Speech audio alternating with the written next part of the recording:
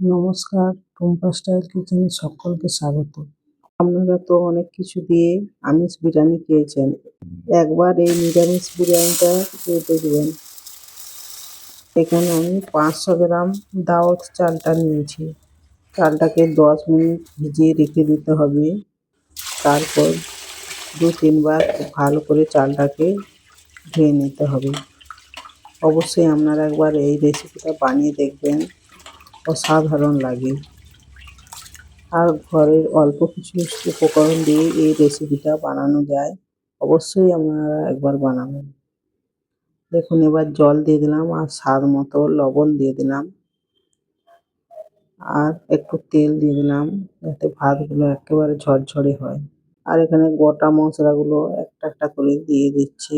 দারচিনি, লবঙ্গ, এলাচ আর একটা তেজপাতা দিয়ে দিলাম। এবার গ্যাসে বসিয়ে দেব।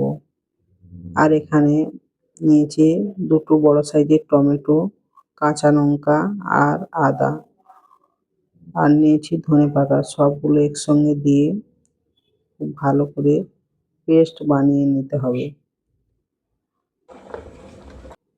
আর এখানে দেখুন বড় বড় করে আলু কেটে নিয়েছি। আর এইদিকে ভাতটাও হয়ে এসছে নাকি দেখে নিচ্ছি একবার। দেখুন পেস্টটা বানিয়ে নিয়েছি। ভাতটাও একটু দেখে নিচ্ছি হয়েছে কিনা। দেখুন ভাতটা এই পর্যায়ে রেখে দিতে হবে। 70% সিদ্ধ হয়ে গেলে ভাতটাকে নামিয়ে দিতে হবে। এরপর আলুগুলো ভেজে নিচ্ছি।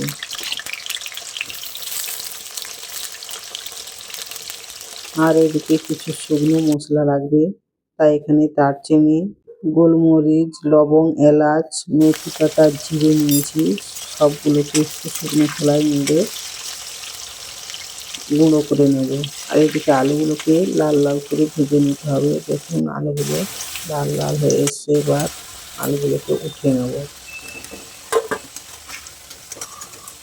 দেখুন আলুগুলো সব উঠিয়ে নিয়েছি। এবার ওই তেলের মধ্যে পেস্ট করে রাখা আদা টমেটোটা দিয়ে দিলাম।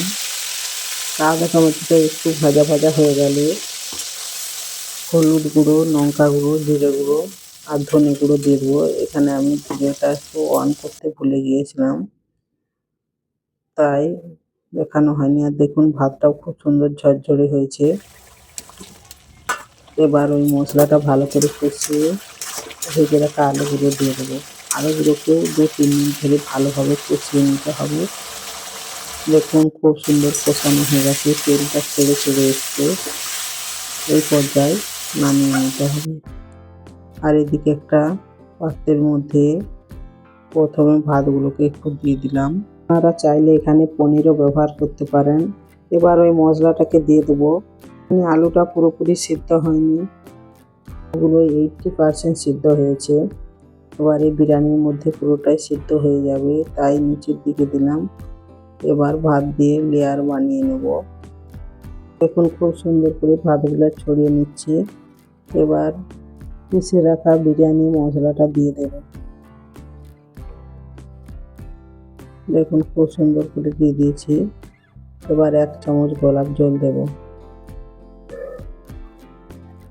আর 2 চামচ দেশি ঘি দিয়ে দেব।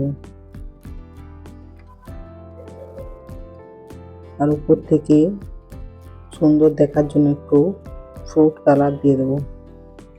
দেখুন কত সুন্দর দেখাচ্ছে।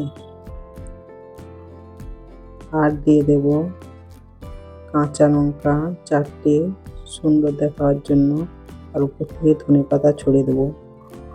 আর এদিকে একটা তাওয়া বসিয়ে রেখেছিলাম চুলার মধ্যে, তাওয়াটার উপর হাঁড়িটাকে বসিয়ে দেব।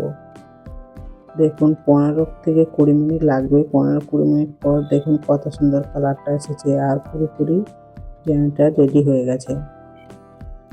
আপনারা অবশ্যই একবার ঘরে বানিয়ে দেখবেন, খেতে খুব সুন্দর লাগে। অবশ্যই একবার বানাবেন। দেখুন কত সুন্দর কালারটা এসেছে আর খুব সুন্দর হয়েওছে। নিরামিষ দিনে আপনারা এই নিরামিষ পদটি বানিয়ে নিতে পারেন, খেয়ে সকলের মন ভরে যাবে। অবশ্যই আপনারা বানাবেন। আর ভিডিওটি যদি ভালো লাগে তাহলে লাইক, কমেন্ট, শেয়ার করবেন আর অবশ্যই সাবস্ক্রাইব করে দেবেন। আর পাশে থাকা নোটিফিকেশনের বেল আইকনটা প্রেস করে দেবেন যাতে ভিডিও ছাড়ার সঙ্গে সঙ্গে সবার প্রথমে আপনাদের কাছে পৌঁছে যায়। নমস্কার, আজকে এই পর্যন্তই। দেখা হবে আবার একটি পরের ভিডিও।